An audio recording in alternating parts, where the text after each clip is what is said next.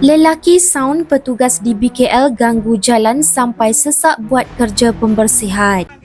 Weh, orang lain buat kerja pakai otak. Kau pakai otak.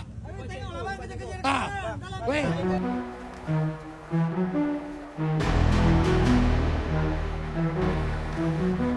Seorang lelaki tidak berpuas hati selepas pihak petugas di BKL melakukan kerja pembersihan pokok sehingga menyebabkan berlaku kesesakan di hadapan Sekolah Menengah Kebangsaan Puteri Ampang, Kuala Lumpur.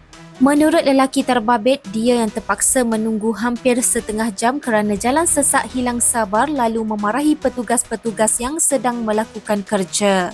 Dakwanya pihak di BKL tidak mengikut SOP dengan tidak meletakkan seorang petugas untuk menjaga jalan. Berlaku sedikit kekecohan dan pertengkaran antara lelaki itu dan para petugas di BKL namun berjaya dileraikan selepas lelaki itu beredar.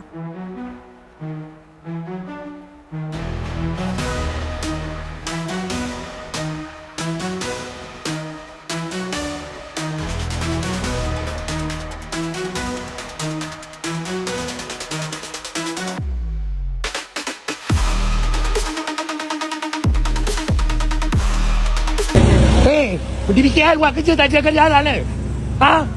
Ni di BKL buat kerja. Sini, tak jaga jalan. Ni company apa? Tak jaga jalan. Korang buat kerja. Okey. Semua buat kerja bang. Seorang jaga jalan. Ya bang, kita buat. Weh, orang lain buat kerja pakai otak. Kita pakai apa? Kau pakai otak. Tengoklah bang, kita kerja. Weh.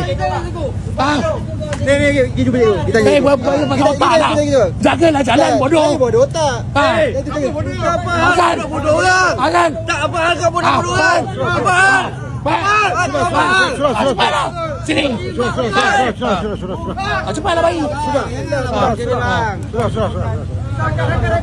Sabar. Sudah lah. Pernah kerja bang. Bodoh buat kerja. Abang cakap janganlah cakap bodoh. Sabar. Buat kerja orang sampai sesak jalan bodoh. Tengok ni.